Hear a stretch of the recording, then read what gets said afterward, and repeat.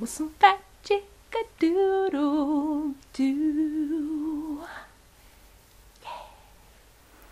Okay, real quick guys, if you have not yet read The Fault in Our Stars by John Green, stop the video right now and go read it.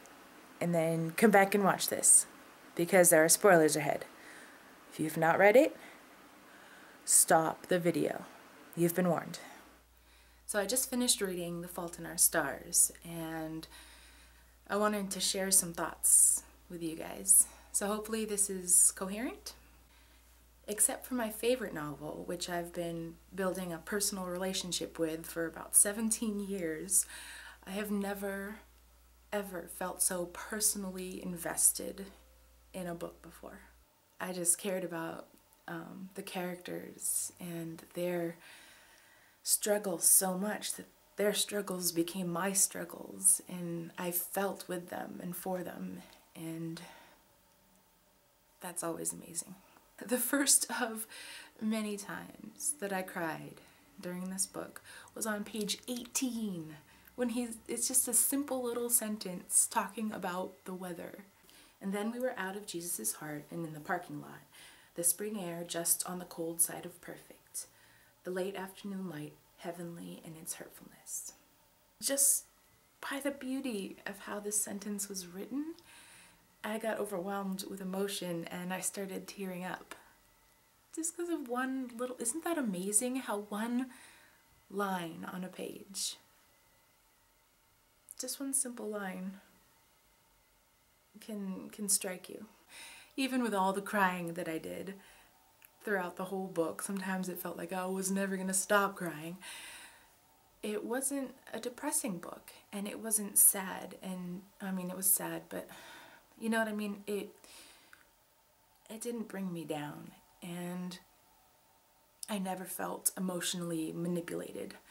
Because sometimes, you know, you watch something or you read something and you start crying, but you're like, oh, you designed that moment specifically so I would cry.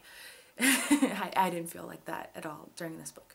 So I don't have too much to say about like the actual story and stuff. First of all, I am so glad that it did not end in the middle of a sentence.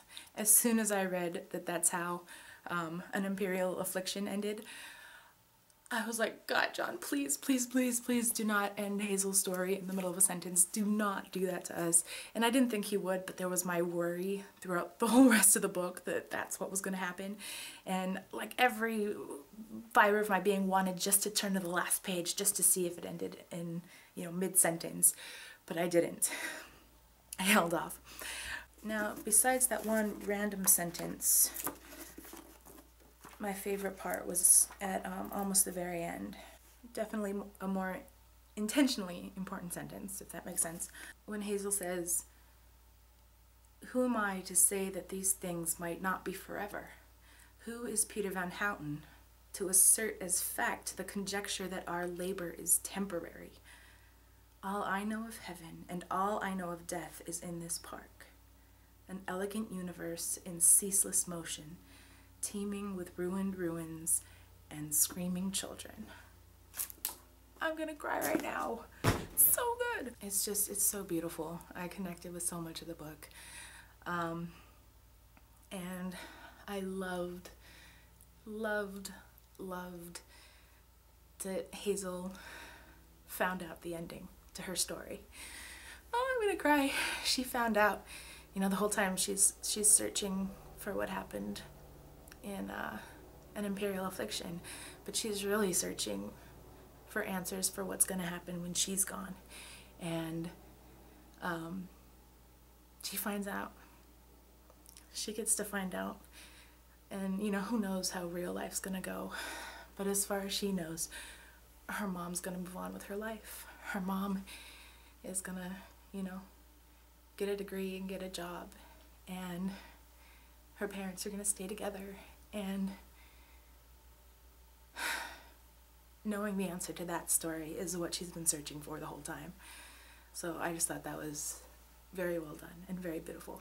I really did feel that The Fault in Our Stars was moving and funny and profound in a way that I always hope for when I turn to the first page of any new book, and I almost never actually find.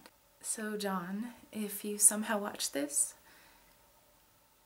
thank you. It was beautiful. Bye. P.S. In case you were wondering, purple.